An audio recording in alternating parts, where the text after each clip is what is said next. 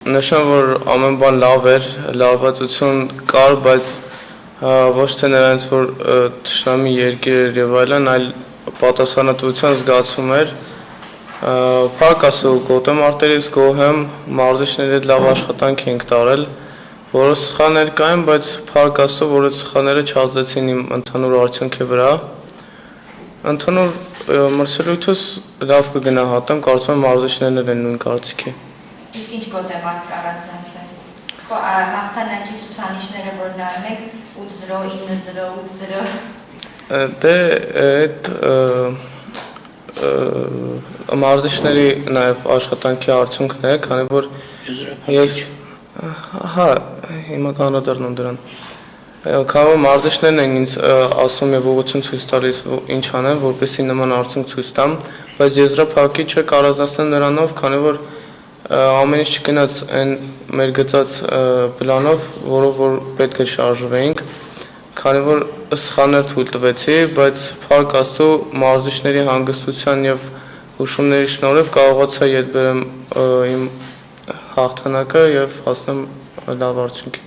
Սա քո երկրորդ ոսկե մեդալն է։ Այո։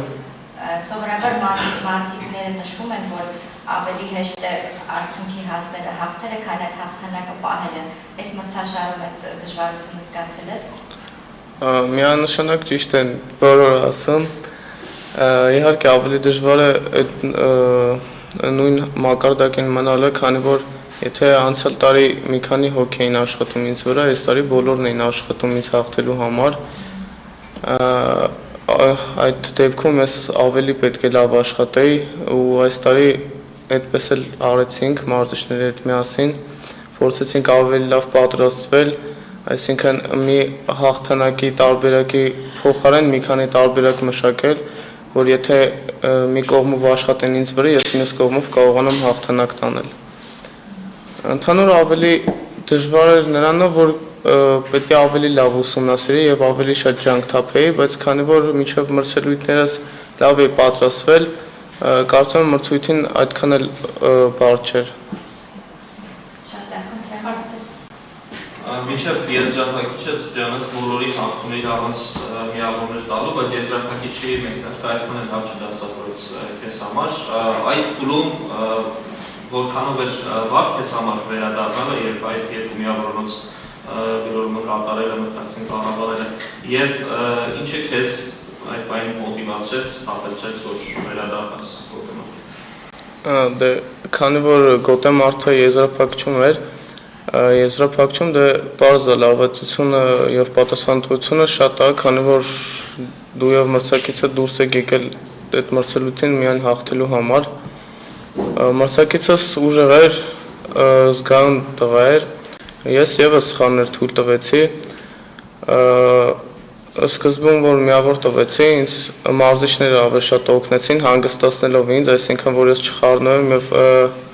այդ խառնված ֆոնի վրա ավելի վատ մրցելույթ ցույց չտամ։ Մարզիչները ավելի շատ օգնեցին եւ ես էլ այն փաստից որ լավ եմ աշխատել միջև այդտեղ հասնելը, այսինքն պարապմունքները եւ հավաքներին լավ ենք աշխատել, վստահ լինելով որ հնարավորություն ունեմ ետ բերելու, չխառնվեցի իրար եւ փառք Աստծո կարողացա մոտիվանամ եւ հետ վերադառնամ։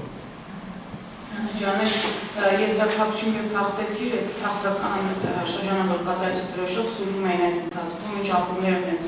եւ ազատ պարգևատրման հնարավորությունը ինչ էմոցիաներ տվեց քեզ։ Ինչ վերաբերում է սուլոսներին եւ ձայներին, այդ բան հավատացեք դրանք այդքան էլ չեն հետաքրքրում, որովհետեւ այնքան կարեւոր չի իմ համար սուլիշներն ու ձայները, քան իմ այդ բայ վայելելը, քանի որ այդ բա ամեն անգամ չի որ կարաս վայելես։ Այդքան էլ ուշադրություն չեմ դարձրել դրան, իսկ ինչ վերաբերում է դրոշով քայլելուն եւ այլն,